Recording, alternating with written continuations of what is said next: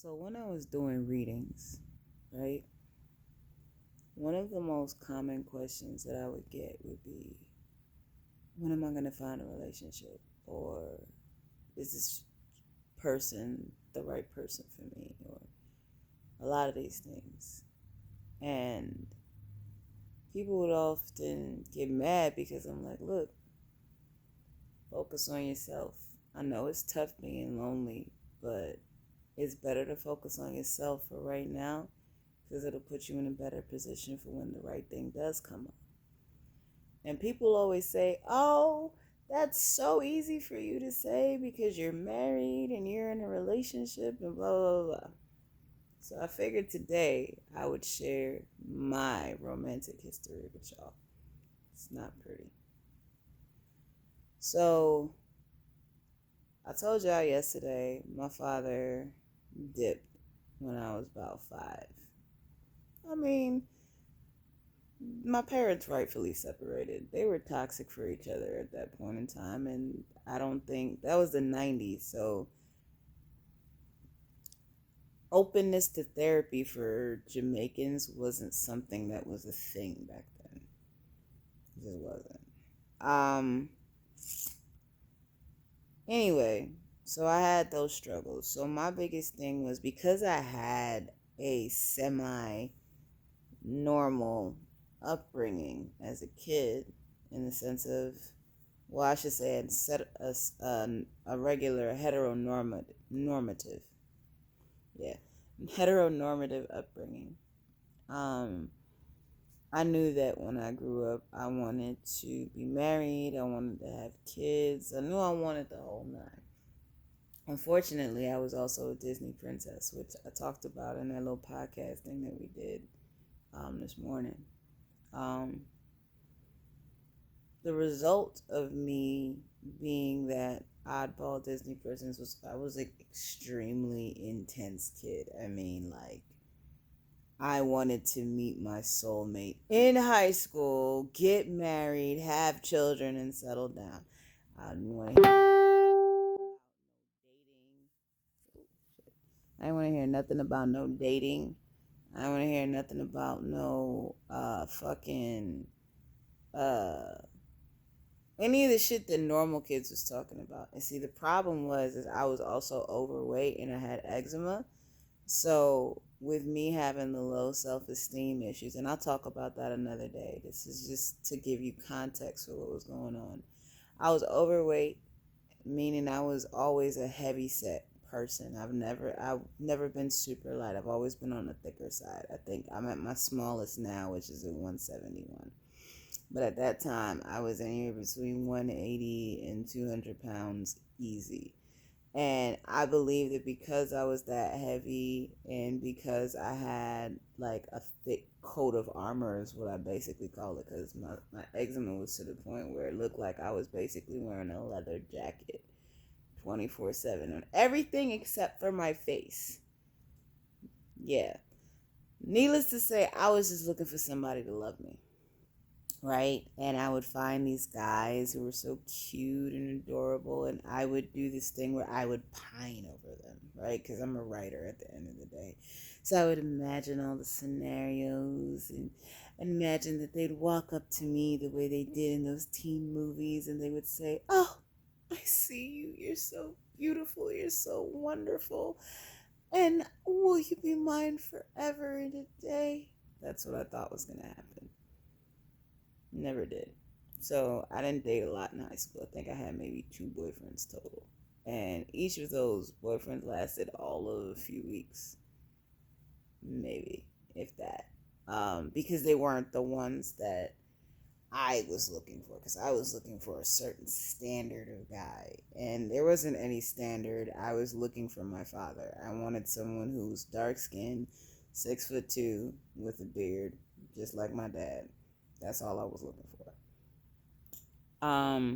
Needless to say, I ended up being like a super Christian, which I will also give you details on another day. But this is relevant because I was one of those chicks who decided that they wanted to save it for marriage. And then I fell in infatuation, because I wouldn't call it love. I became obsessed with this guy because he had everything I was looking for. He was an entrepreneur. He was into multi-level marketing at the age of 16. He was the perfect specimen of individual. He loved God. He went to the same church as me. I was like, oh, he's perfect. I want him. And I went crazy, right? Mind you, again, I've only had about 2 boyfriends up until this point. Exactly. So I am pining over him. I just want to be with him. And I'm crying and all that other shit. And I'm lonely writing poems and all that other stuff. So I meet this dude who's friends with my mom. And he was like, you should tell him how you feel. And I'm sorry, y'all. I keep getting these fucking notifications and shit. I decided to tell him how I felt. And he didn't respond. Now, looking back in hindsight, knowing how I write and how honest I was, bro, that was a fucking bunny boiler letter. Like, that bitch from fucking, what's that shit movie called? Fatal Attraction. And I wouldn't have responded either. And I don't think any 17-year-old boy would have responded to that letter that I wrote. It was fucking intense. Like, some stalker shit. And then, following the advice of the same guy, I ended up showing up at this person's school. And just like, why didn't you respond to my profession of love? You're supposed to just love me. And he's like, oh my God. He didn't know if I was going to kill him or what. And looking back at it, he was absolutely right for feeling like that. But I'm telling you guys this because after that, I went through a period where I went hyper in the other direction. So I went from trying to save it for marriage to I just was going to fuck everything walking. And that brought me no satisfaction because I didn't feel any love. I didn't feel fulfilled. I didn't feel any connection. I didn't feel any of the things that I was looking for. And even when I got married, because I did meet my husband and I had the whirlwind romance, he wasn't 6'2" and dark skinned with a beard. He was light skinned with a beard and 5'10". Don't tell him I don't know what the height is, but because he gets mad at me about it every time. I was like, how tall are you? But yeah, and when I met him, I thought, he swept me off my feet. We were wonderful. We were loved, engaged, all that shit. And we got married inside of a month, right? I'm having an amazing record right now, right?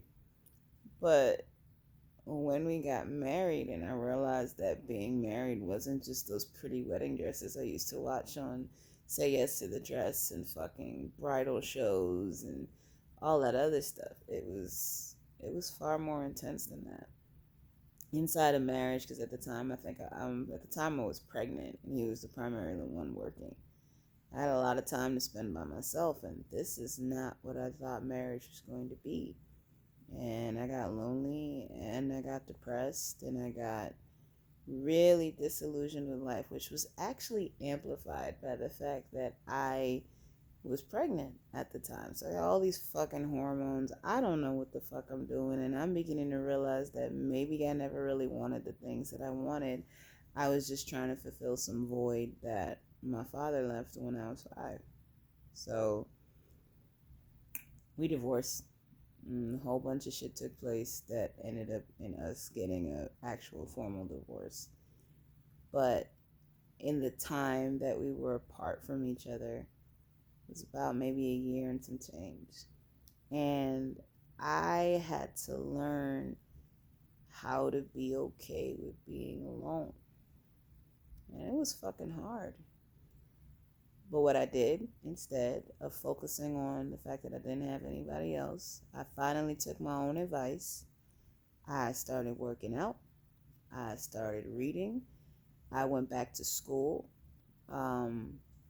Oddly enough, when I went back to school, I had a communications class that I had to take, which made me write a paper on advice to a newlywed couple. My ancestors were setting me up. But I got exposed to information that I didn't get as a kid, which taught me how to be in a relationship, not with just another person, but also myself. Because I'm going to tell you this, even later on down the line, after me and my husband got back together, I still wasn't happy inside of the marriage. And I was trying to blame him for me being unhappy, when in reality, my happiness was my responsibility, nobody else's. So when I say these things to you, I'm not coming to you from a place of, oh, I've always just had people fawning over me and I've always been the object of everybody's affection. Do I look like I'm that kind of person? I'm not. I was the one people ignored because I was incredibly intimidating, from what I understand now. At least this is what I've been told. And I was also very strong-willed, outspoken, and opinionated.